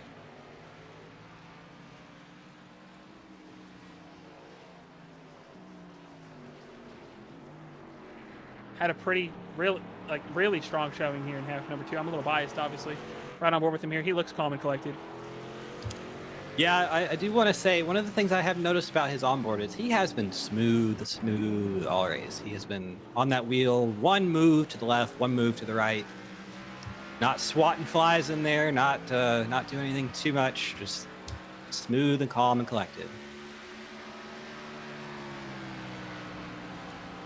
Start calling him Gilly Suave. I need him to put his laundry away. Don't ever ask a grown man to put laundry away. We all hate it. It's like when you're about to do the dishes or take the trash out and your parents ask you to do it. Now you don't want to do it. You don't want to touch it. That laundry ain't going nowhere. Oh, Scarborough! Oh, goodness gracious! He almost went head first. I say head first. Front first into the tire barrier there. He's going to miss the back half of the chicane. He has to slow down. He has a slowdown here. Gilly's got to get through one more section of corners, and he's going to get win number 2 on the season. I do want to say this is the weird trend here. Santi took the first duel at Daytona. Gilly took the second. Santi takes the first half in the LCQ. Gilly takes the second. It's weird here. Gilly's going to take half number 2 here in the LCQ. Jake Scarborough second. Going to have a little bit of a gap there for everybody else, but that is going to be, as I said, your 2 dual winners from Daytona, winning the half here for Daytona Road. And I'm fairly certain, if my math is correct, which it very rarely is, I think the highest average finish is gonna be Dallas Myhan. I believe finishing 3rd in both. I would believe so, yeah. So he will lock his way into the World Final. As you see him finish 3rd. Thomas Capuano is going to finish 4th. We have a bit of a problem there. Do we? Dallas finished 4th in half number 1. Tom finished 3rd, and they switched in half 2. So they have the same average finish. Oh. Yeah, I was told there would be no math. I came back up here to yap. I didn't come up here for math. Yeah, who do we you think we are? Is that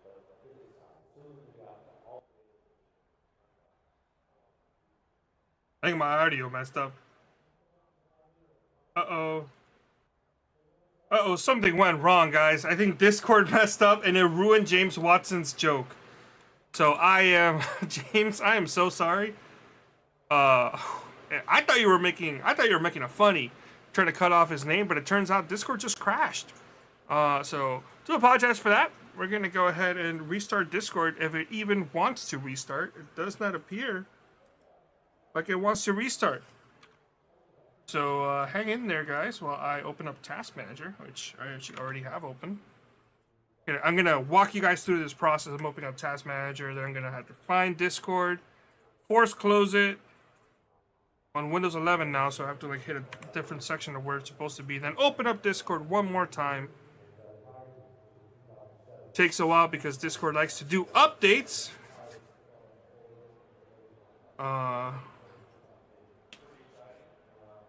Still starting. Says about 7 minutes, so we should be done here in about 5.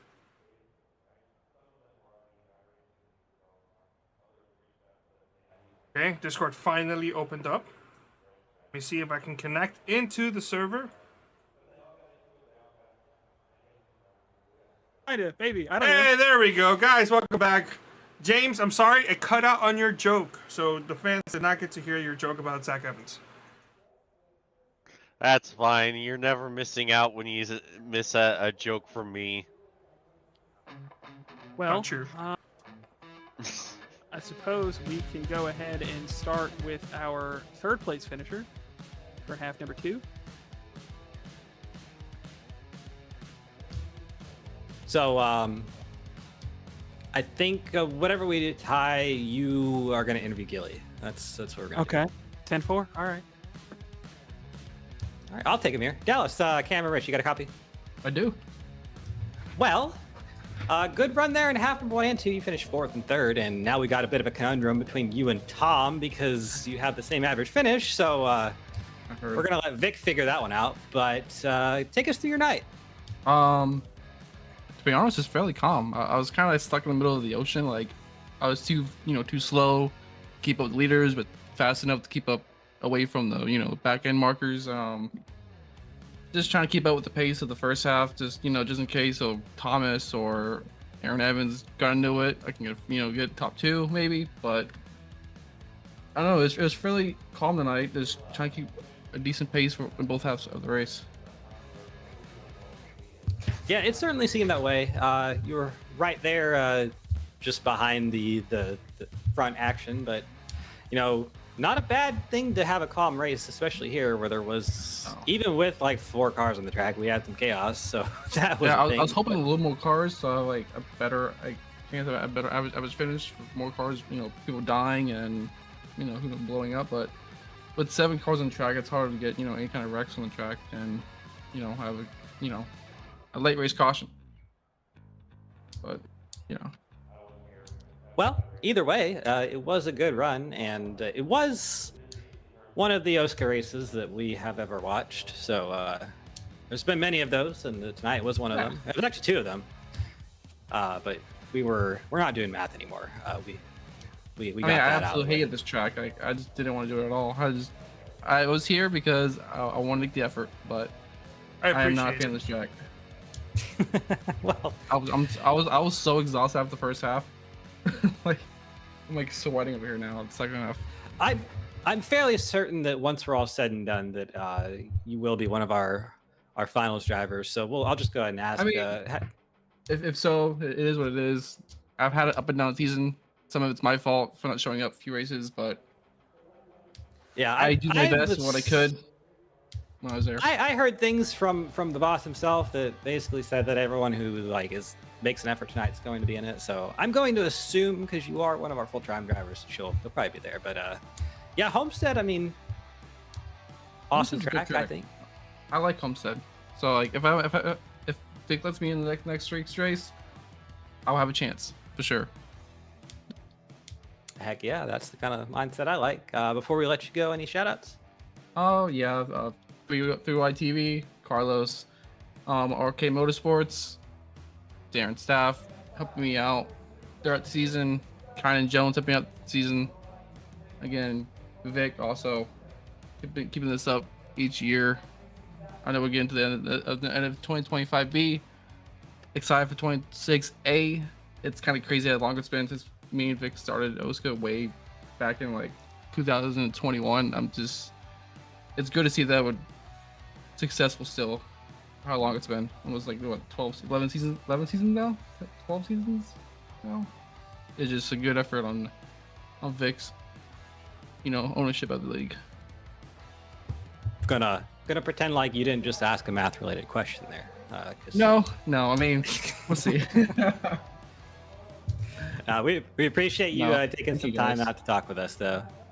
It's nice to be up in the booth. I'm not used to it, so once a year I'll be up in the booth. After an interview, I'll take that.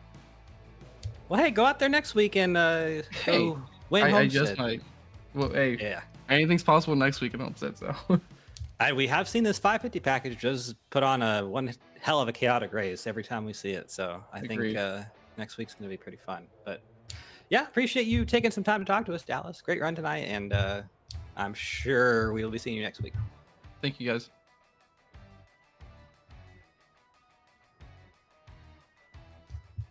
All right. I think Mr. James has caught up with Jake Scarborough down here. Yes, sir. Jake, James in the booth. You got a copy? Yeah, I copy. Well, it was a hard-fought battle for you. You gave it everything you had, but ultimately just a little bit short from getting Gilberto there. Yeah, it wasn't necessarily ideal. Yeah, it was still a great run for you there. I do gotta ask. We were wondering what happened with the fuel in half one.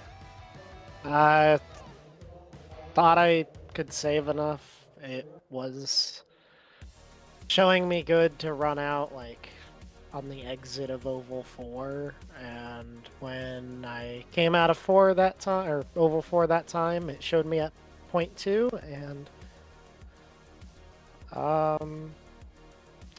yeah, and it just ran out. It went from 0.2 to nothing. So I mean, I don't know. I tried risking a strategy call that I probably shouldn't have, but I guess it worked out for half 2, giving me a chance to start towards the front because of the invert, but not enough of what I needed. Yeah, but you gave it a great shot. It was interesting watching you guys battle it out there. It looked like he would get you on corner entry, but most times you were able to really pull him on corner exit. I wish I could say that's how I felt. I don't know. I felt like just crap the entire path to. I had Dan in my ear telling me I was catching in the infield section, but losing elsewhere, and I don't know. I just didn't feel it. I then just kept making mistakes and stuff. So I mean, at the end of the day, it is what it is. I'm just glad that when me and Gilly were practically on top of each other, we were able to keep it clean and race respectfully. I will always appreciate battling like that, especially for the lead, but it still stings. Yeah, but you put on a heck of a show for everyone, and it was really great to watch. But any sponsors, plugs, and shout outs before we let you go tonight? Well, that was probably my last race of the season, sadly. I'm unsure if I'll be able to make it next week, but I guess I gotta thank all the Redux Racing guys, kind of having my back the past couple seasons. Next season I won't be back with them just due to my availability being a toss-up, so big hella appreciative to them for, helping me out for the past couple seasons, and what we've been able to accomplish. I wish I could have run more of this season with them and with everyone else in the field, but that's just how it is. But big thanks to them, big thanks to you guys for putting on the shows you do each week. But aside from that, that's all I got. Alrighty, well, we appreciate you, Jake, and hopefully we are seeing and talking to you next week. Appreciate it.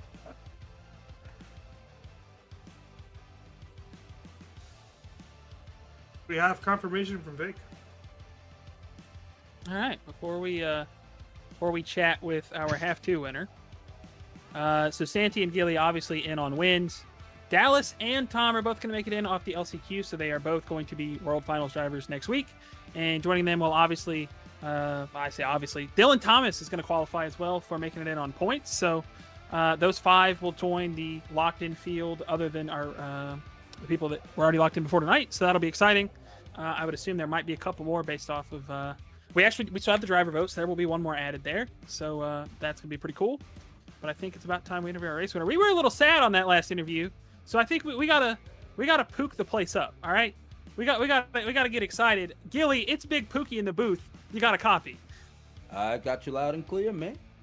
How are you feeling, buddy? I mean, we talked about you early, and you drove a hell of a race, and I think you did a great job. Did some good strategy. Tell us about it. Yeah, it was honestly, I wasn't expecting to have as much pace as I did tonight.